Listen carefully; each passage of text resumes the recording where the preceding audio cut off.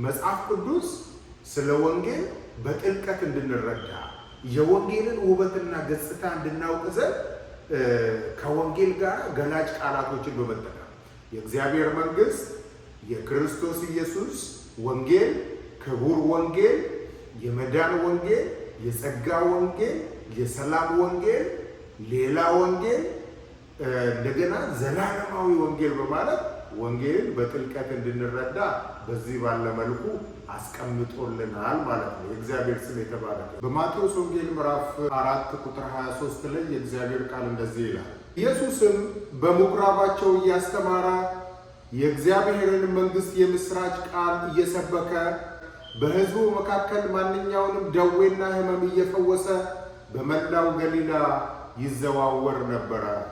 ይሄ የእግዚአብሔር መንግስት ወንጌል የሚለው ሐሳብ አንደኛ የእግዚአብሔር መንግስት ሁሉን የምትገዛ እንደሆነች፣ የበላይ እንደሆነች፣ ከሰው አስተሳሰብ፣ ከሰው ስርዓት፣ ከሰው አስተዳደር የተለየች እንደሆነ፣ የበላይ እንደሆነች የሚያሳይ ሐሳብ ነው ማለት ነው። ይህን ስንሰብክም ሰዎችን ወደ ሃይማኖት፣ ወደ ድርጅት ሳይሆን ወደ እግዚአብሔር መንግስት የምንጋብዝ መሆኑን ያሳያል። በአጠቃላይ ወደ 10 የሚሆኑ ወንጌል የሚለውን ሐሳብ የሚገልጡ ቃላቶችን በመጽሐፍ ቅዱስ እናገኛለን። አንዳንዱን እነዚህን ሐሳብ ፈጠን እያልኩኝ አካፍላችኋለሁ። የክርስቶስ ኢየሱስ ወንጌል ይላል። የክርስቶስ ኢየሱስ ወንጌል የሚለው ሐሳብ በማርቆስ ወንጌል ምዕራፍ 1 ቁጥር 1 ላይ ይህ የእግዚአብሔር ልጅ የኢየሱስ ክርስቶስ ወንጌል መጀመሪያ ነው ይላል። የክርስቶስ ኢየሱስ ወንጌል የሚለው ሐሳብ ወንጌል ስለ ኢየሱስ ክርስቶስ እንደሆነ፣ ኢየሱስ ክርስቶስ ወደዚህ ምድር እንደመጣ፣ ስለኛ ራሱን ቤዛ አድርጎ እንደሰጠ የሚናገር ሐሳብ ነው ማለት ነው። በአንደኛ ቆሮንቶስ 15 ላይ የእግዚአብሔር ቃል ሲናገር ክርስቶስ ስለ ኃጢአታችን ሞተ፣ ተቀበረ፣ መጽሐፍም እንደሚል በሶስተኛ ቀን ተነሳ ይላል። ሶስተኛ የጸጋው ወንጌል። ጸጋው በእምነት አድኗችኋልና ይህም የእግዚአብሔር ስጦታ ነው እንጂ ከእናንተ አይደለም፣ ማንም እንዳይመካ ከስራ አይደለም። የጸጋ ወንጌል የሚለው ሐሳብ የዳነው ከእግዚአብሔር ቸርነት፣ ከእግዚአብሔር መልካምነት፣ ከእግዚአብሔር በጎነት ሞገስ ሳይገባን እግዚአብሔር ሞገስ እንደሰጠን፣ መወደድ ሳይገባን እግዚአብሔር እንደወደደን የሚያሳይ ነው ማለት ነው። አራተኛ የሰላም ወንጌል። የእግዚአብሔር ስም የተባረከ ይሁን። በኤፌሶን ምዕራፍ 6 ቁጥር 15 ላይ የሰላምን ወንጌል እንደ ጫማ በእግሮቻችሁ ተጫምታችሁ በመዘጋጀት ቁሙ ይላል። ይሄ የሰላም ወንጌል የሚለው ሐሳብ አንደኛ ጌታችን ኢየሱስ ክርስቶስ የሰላም ንጉሥ ነው፣ የሰላም አለቃ ነው። እንደገና እሱ ምን ብለዋል? እኔ ሰላሜን እሰጣችኋለሁ፣ ሰላሜን እተውላችኋለሁ። እኔ በሰጣችሁ ሰላም ዓለም እንደሚሰጥ አይደለም፣ ብር እንደሚሰጥ አይደለም፣ በዚህ ምድር ያለ ነገር እንደሚሰጥ አይደለም ይላልና በክርስቶስ ኢየሱስ ስለሚገኘው እውነተኛ ሰላም፣ አይምሮን የሚያልፍ ሰላም የሚያሳይ ሲሆን የሰላም አለቃ የሆነውን ኢየሱስ ክርስቶስንም የሚገልጥ ነውና የሰላም ወንጌል ይላል። የእግዚአብሔር ስም የተባረከ ነው። አስደናቂ አይደለም?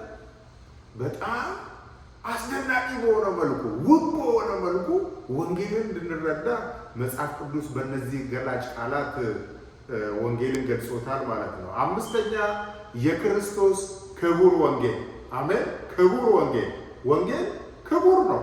ወንጌል የከበረ ነው። የእግዚአብሔር ስም የተባረከ ነው። የዚህ ዓለም አምላክ ዲያብሎስ የማያምኑትን የልቦናቸውን አይኖች አጨልሟል ይላል። ዲያብሎስ ወንጌል ርካሽ እንደሆነ፣ ዲያብሎስ ወንጌል ምናምንቴ እንደሆነ ብዙዎችን በማሳመን አይምሯቸውን አሳውሯል። ወንድሞቼና እህቶቼ ወንጌል ክቡር በሆነው በክርስቶስ ደም ያገኘነው የከበረ ነገር ነው ማለት ነው። የእግዚአብሔር ስም የተባረከ ነው። ስድስተኛ የማስታረቅ አገልግሎት ወይም ደግሞ የማስታረቅ ወንጌል ይለዋል። የእግዚአብሔር ስም የተባረከ ነው። ሁለተኛ ቆሮንቶስ ምዕራፍ 5 ከቁጥር 17 እስከ 19 የእግዚአብሔር ቃል እንደዚህ ይላል። ይህም ሁሉ የሆነው እኛን ከራሱ ጋር በክርስቶስ አማካይነት ባስታረቀንና የማስታረቅንም ቃል አገልግሎት በሰጠን በእግዚአብሔር ነው። ይህም እግዚአብሔር በክርስቶስ የዓለምን ሰዎች ሁሉ ከራሱ ጋር አስታረቀ ማለት ነው። በደላቸውንም አልቆጠረባቸውም። ለእኛም ሰውን ከጌታ ጋር የምናስታረቅበትን ቃል የማስታረቅን ቃል ሰጠን ይላል። ወንድሞቼና እህቶቼ ወንጌል ሰዎች ከእግዚአብሔር ጋር እንዲታረቁ፣ ሰዎች ከእግዚአብሔር ጋር እንዲቀራረቡ፣ ሰዎች እግዚአብሔርን እንዲያውቁ የምንሰብከው የእግዚአብሔር እውነት ነው ማለት ነው።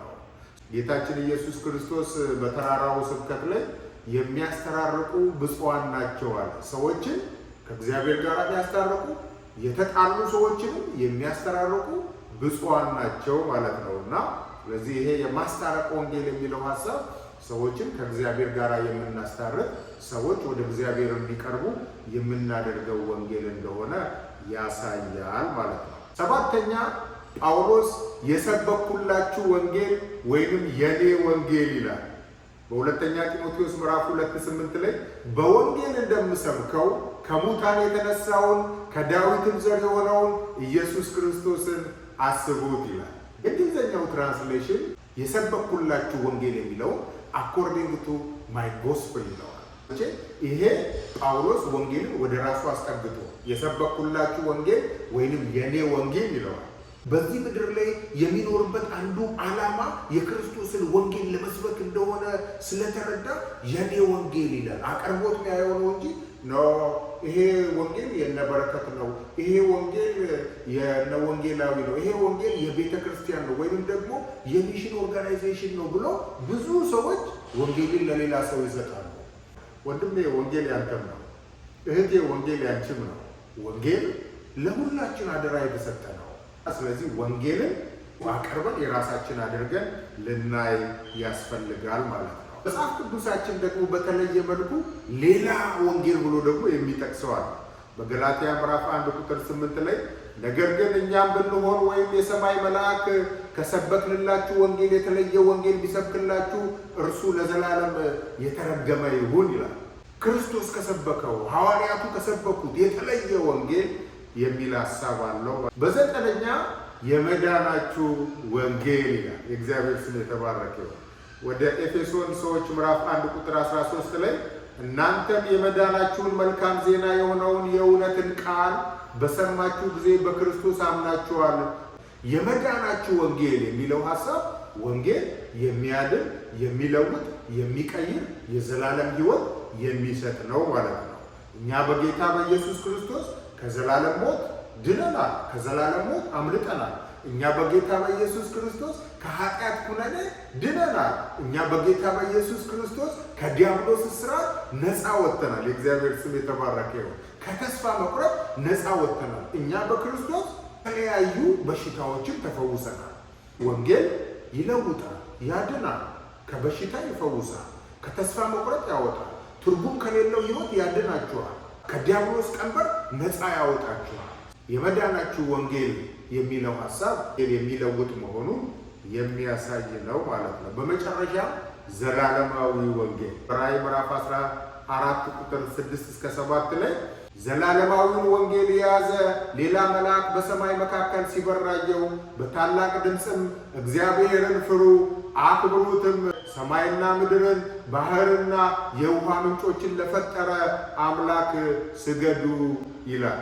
እግዚአብሔር ስም የተባረከ። ይሄ ዘላለማዊ የሚለው ሐሳብ ወንጌል ስንሰብክ በሰዎች ዘላለማዊ ሕይወት ላይ ተጽዕኖ እንዳለው የሚያሳይ ነው። ወንጌል ዘላለማዊ ተጽዕኖ አለው። ወተን ወንጌል ስንሰብክ ሰዎች ኢየሱስ ክርስቶስን ሲያምኑና ሲድኑ ወደ ዘላለም ሕይወት ይገባሉ፣ የዘላለም ሕይወት ያገኛሉ። ስለዚህ በሕይወታቸው ላይ ዘላለማዊ ተጽዕኖ አለው። በዮሐንስ ወንጌል ምዕራፍ 15:16 ላይ ጌታችን ኢየሱስ ክርስቶስ እኔ መረጥኳችሁ እንጂ እናንተ አልመረጣችሁኝም፣ ትሄዱና ፍሬ ታፈሩ ዘንድ ፍሬያችሁም ይኖር ዘንድ ሾምኳችሁ ይላል። የሚኖር ፍሬ። ይሄ የሚኖር ፍሬ የሚለው ሐሳብ ዘላለማዊ የሆነ ፍሬም ማለት ነው። ዘላለማዊ የሆነ ፍሬ፣ የሚኖር ፍሬ ማለት የሰዎች መለወጥ፣ የሰዎች መዳንንም ያሳያል ማለት ነው። የእግዚአብሔር ስም የተባረከ ነው። መጽሐፍ ቅዱሳዊ የወንጌል ገጽታዎች እነዚህን ይመስላሉ። ተባረኩ። ኢየሱስ ክርስቶስ ይወዳቸዋል።